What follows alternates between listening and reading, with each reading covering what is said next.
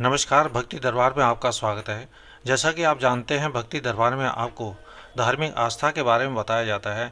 ऐसे ही इंसान की ज़िंदगी में कुछ परेशानी आती हैं, दुख तकलीफ आते हैं, जिससे इंसान घबरा जाता है और वो ये कहता है मैं सबके साथ अच्छा कर रहा हूँ, फिर भी मेरे साथ ऐसा बुरा क्यों हो रहा है। इसी पर आधारित कुछ आपको समझाने की कोशिश की है। अच्छे लोगों के साथ बुरा क्यों होता है, बहुत ही गहरा और सोचने वाला है।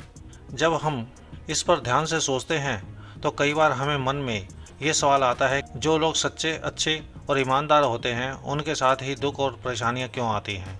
पर अगर हम इसे भगवान श्री कृष्ण के दृष्टिकोण से देखें तो इसका जवाब थोड़ा अलग होता है। श्री कृष्ण कहते हैं कि इस संसार में सब कुछ कर्म पर आधारित है। हमारे अच्छे या बुरे कर्मों का असर हमें कभी न कभी जरूर मिलता है। अच्छे लोग भी कभी कभी पिछले जन्म के या इस जन्म के कर्मों का फल भुगत रहे होते हैं। श्री कृष्ण ने गीता में कहा है कि कर्म करो, फल की इच्छा मत करो।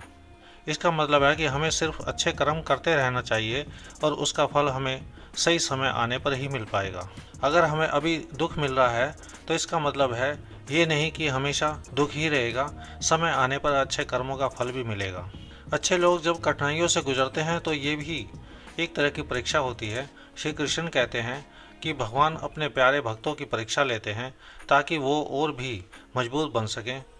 जैसे सोना आग में तप कर चमकता है, वैसे ही अच्छे लोग दुखों से गुजर कर और भी अच्छे बनते हैं। ये कठिनाइयाँ हमें जीवन में धैर्य, सहनशीलता और सच्चाई का महत्व सिखाती हैं। कई बार ऐसा होता है कि जो लोग सच्चे होते हैं वो दुनिया की कठिनाइयों से घबराते नहीं हैं, उन्हें भगवान पर पूरा विश्वास होता है। श्री कृष्ण कहते हैं कि जो भी भगवान पर सच्चे मन से विश्वास करता है उसे किसी भी दुख से डरने की जरूरत नहीं होती। बुरे समय भी हमें धैर्य और विश्वास रखना चाहिए। भगवान हमेशा उनके साथ होते हैं जो उन पर सच्चे दिल से भरोसा करते हैं। श्री कृष्ण ने गीता में यह भी बताया है कि ये संसार एक माया है, यानी एक भ्रम है। यहाँ सुख दुख, अच्छा बुरा सब अस्थाई है। इस संसार में कोई भी चीज़ स्थायी नहीं है। अच्छे लोगों के साथ बुरा होता है क्योंकि ये संसार ही ऐसा है, लेकिन हमें इस माया से ऊपर उठकर सोचना चाहिए। जो लोग सच्चे होते हैं वो इस बात को समझते हैं कि ये सभी दुख तकलीफ़ें अस्थायी हैं और अंत में भगवान की शरण में सब ठीक हो जाएगा। श्री कृष्ण का ये भी कहना है कि भगवान की योजना इंसानों की समझ से परे होती है। भगवान क्या कहना चाहते हैं, क्या सोचना चाहते हैं, इंसान उस चीज़ को नहीं समझ पाता। हम जब कठिन समय से गुजरते हैं तो हमें लगता है कि भगवान हमारे साथ गलत कर रहे हैं, लेकिन बाद में हमें समझ आता है कि वो सब हमारे भले के लिए ही था। भगवान हमेशा अपने भक्तों का भला ही चाहते हैं, चाहे वो अभी समझ न पाए। अच्छे लोग जब दुखों का सामना करते हैं तो वो दूसरों के लिए एक मिसाल बनते हैं। उनकी सहनशीलता और धैर्य से बाकी लोग भी सीखते हैं कि बुरे समय में कैसे मजबूत रहना चाहिए। श्री कृष्ण कहते हैं कि अच्छे लोगों को कभी भी हार नहीं माननी चाहिए, क्योंकि उनकी जीवन यात्रा दूसरों के लिए प्रेरणा बनती है। अच्छे लोगों के लिए चाहे जितनी भी मुश्किलें क्यों न आएं, अंत में जीत हमेशा सच्चाई की होती है।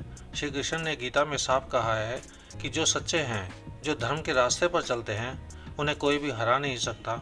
हो सकता है कि समय थोड़ा लगे, लेकिन अंत में भगवान की कृपा से सब कुछ अच्छा हो जाएगा। श्री कृष्ण अपने भक्तों से कहते हैं कि जब भी किसी को दुख हो तो उसे भगवान की शरण में जाना चाहिए। भगवान हमेशा अपने भक्तों की मदद करते हैं, चाहे वो मदद हमें सीधा न दिखे। अच्छे लोग हमेशा भगवान का स्मरण करते हैं और यही उनका सबसे बड़ा बल होता है। श्री कृष्ण का ये संदेश हमें सिखाता है कि अच्छे लोगों के साथ जो भी होता है वो अस्थायी होता है। हमें अपने कर्मों पर ध्यान देना चाहिए और भगवान पर विश्वास रखना चाहिए। जीवन में सुख दुख आते जाते रहते हैं, लेकिन सच्चाई और धर्म के रास्ते पर चलने वाले लोग कभी हार नहीं मानते। भगवान हमेशा उनके साथ होते हैं जो उनके प्रति सच्चे होते हैं। जिंदगी में हमें कभी भी दुखों से घबराना नहीं चाहिए, दुखों का सामना करना चाहिए, अपने निश्चय पर डटे रहना चाहिए। हमें अपनी अच्छाई का फल आज नहीं तो कल जरूर मिलेगा। जो कि भगवान की शरण में जाता है उसको दुख तकलीफ़ों के साथ अच्छाई भी मिलती है। आपको मैंने एक जीवन की सच्चाई की जानकारी दी जो कि आज के समय में इंसान के लिए बहुत ही ज़रूरी है। आपको ये जानकारी अच्छी लगी हो तो वीडियो को लाइक करें, शेयर करें, सब्सक्राइब करें। जय श्री कृष्ण।